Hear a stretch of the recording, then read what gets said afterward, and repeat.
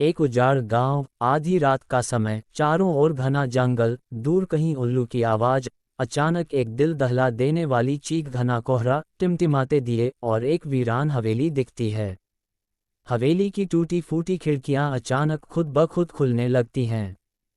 हवा में अजीब सी सरसराहट होती है, जैसे कोई दिख ना रहा हो लेकिन मौजूद हो। हवेली के बाहर एक आदमी भागता हुआ निकलता है, उसके चेहरे पर खौफ और डर साफ झलकता है। गांव के लोग इकट्ठा हुए हैं, कुछ लोग कानाफूसी कर रहे हैं। एक बूढ़ा आदमी हाथ कांपते हुए ताबीज पकड़ता है। अगली सुबह गांव के चौपाल पर सब इकट्ठा होते हैं।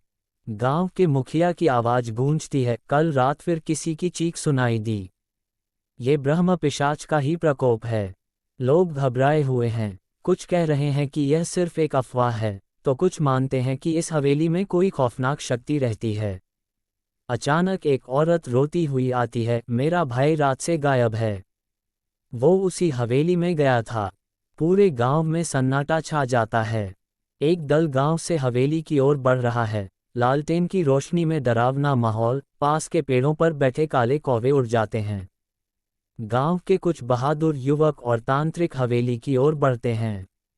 रास्ते में अजीब अजीब घटनाएं घटने लगती हैं। एक युवक अचानक कांपने लगता है, जैसे किसी ने उसे छू लिया हो।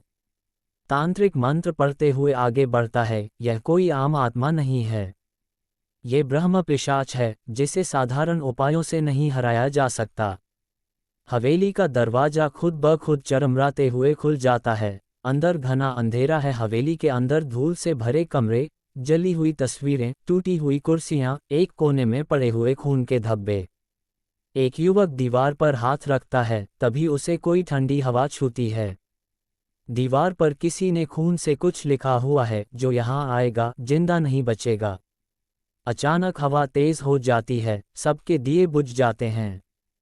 पीछे से एक खौफनाक परछाई धीरे धीरे उनकी ओर बढ़ रही होती है। रहस्यमयी परछाई, धुंध में उभरता हुआ चेहरा, उसकी आंखों में जलती हुई लपटें। जैसे ही तांत्रिक मंत्र पढ़ने लगता है, हवेली की दीवारें कांपने लगती हैं। वह चीख उठता है, यह आत्मा बहुत शक्तिशाली है। तभी एक जोरदार धमाका होता है। हवेली के कोने से कुछ बाहर निकलने लगता है, एक रहस्यमयी आकृति जिसकी आंखों में आग जल रही थी। क्या गांव के लोग इस ब्रह्म पिशाच से बच पाएंगे?